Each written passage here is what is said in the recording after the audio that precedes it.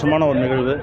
ஏன்னா நான் பிறந்த ஊர், என் பிறந்த ஊரில் மாரியம்மன் கோயில் திருவிழா, அங்கே பக்கத்தில் ஒரு விநாயகர் இருக்கார். அவர் தான் எப்போவுமே என் பிரச்சனையெல்லாம் அவரை தான் சொல்லி பேசிக்கிட்டு இருப்பேன். இன்றைக்கி வர்றதுக்கு, அதாவது 5 ஆண்டுகளுக்கு பிறகு வர்றதுக்கு ஒரு அற்புதமான வாய்ப்பு திடீர்னு நேற்று அமைஞ்சது. இறைவன் வந்து அதுக்கு ஒரு வழியை ஏற்படுத்தி கொடுத்தாரு. என் அண்ணனை கூட்டிகிட்டு இந்த அண்ணனை பார்க்குறதுக்காக, சாமியை பார்க்குறதுக்காக, இந்த திருவிழாவில் பங்கெடுத்துக்கிறதுக்காக வந்திருக்கேன். ரொம்ப ஹாப்பியாக இருக்குது. இப்போ அன்னதானம் நடந்துகிட்ருக்கு, எல்லோரும் சந்தோஷமாக சாப்பிட்டு போயிட்டுருக்காங்க. இந்த மகிழ்ச்சியை ஒவ்வொரு ஆண்டும் ஆத்தா எனக்கு கொடுத்து அருள் புரியணும்னு நான் வேண்டிக்கிறேன். ஆனால் விஜய் வந்து அரசியல் பண்ணி 2 பேட்டி கொடுத்துருக்கீங்க. அரசியல் பண்ணி இப்போ வந்து அவரோட சமூக அதிகமாக திரைப்படத்துறைக்கு பாதிப்பு அதிகமாக இருக்கும். அவரை வச்சு ஒரு இது இருக்கும். அதெல்லாம் ஒன்றுமே இல்லை. அரசியல் வந்து ஏற்பட்ட யார் வேணாலும் என்ன வேணாலும் செய்யலாம், அவ்வளோதான். இது வந்து ஒரு கடல். நீங்கள் நடிக்கணும்னா நடிக்கலாம், நீங்கள் சர்வீஸ் பண்ணணும்னா சர்வீஸ் பண்ணலாம். விஜய் சார் எடுத்திருக்க முடிவு வந்து ரொம்ப எனக்கு ஆச்சரியத்தை ஏற்படுத்துச்சு.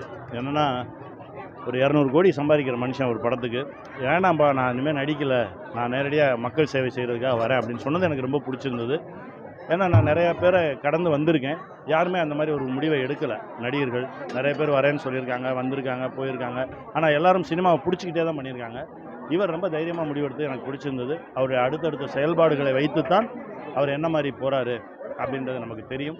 கண்டிப்பாக அவருடைய கனவு நிறைவேற நான் இறைவனை பிரார்த்தனை. எனக்கு அந்த ஏரியா தெரியாது, இந்த இவர்கிட்ட வேணால் கேளுங்க, அண்ணன்ட்ட சொல்லுவார். பாராளுமன்ற எலெக்ஷன் நடந்துகிட்ருக்கு. மக்கள் நல்லவங்களை தேர்ந்தெடுத்து ஓட்டு போடணும், அவ்வளோதான். மக்கள் கையில் தான் இருக்குது. ஏன்னா மக்கள் ரொம்ப அற்புதமானவர்கள். அவங்களுக்கு தெரியும் எப்போ யாரை எடுத்துகிட்டு வரணும், எப்போ யாரை அனுப்பிச்சி வைக்கணும்னு அவங்களுக்கு தெரியும். கண்டிப்பாக அது வந்து நான் எப்படி சொல்கிறேன்னா, இந்த பிரபஞ்ச சக்தி முடிவெடுக்கும், அப்படி தான் நான் நினைக்கிறேன். அந்த சக்தி முடிவெடுக்கட்டும்.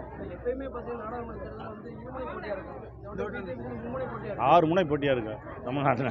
என்ன பண்ணுறது, ஒன்றுமே பண்ண முடியாது, அவ்வளோதான். ஜனங்க தான் முடிவெடுக்கணும். பார்க்கட்டும், நல்ல விஷயம் நடக்கும், நல்லது நடக்கணும். யார் வந்தாலும் சரி, யார் வென்றாலும் ஜனங்க நல்லா இருக்கணும், பதட்டம் இல்லாமல் இருக்கணும், நிம்மதியாக இருக்கணும்.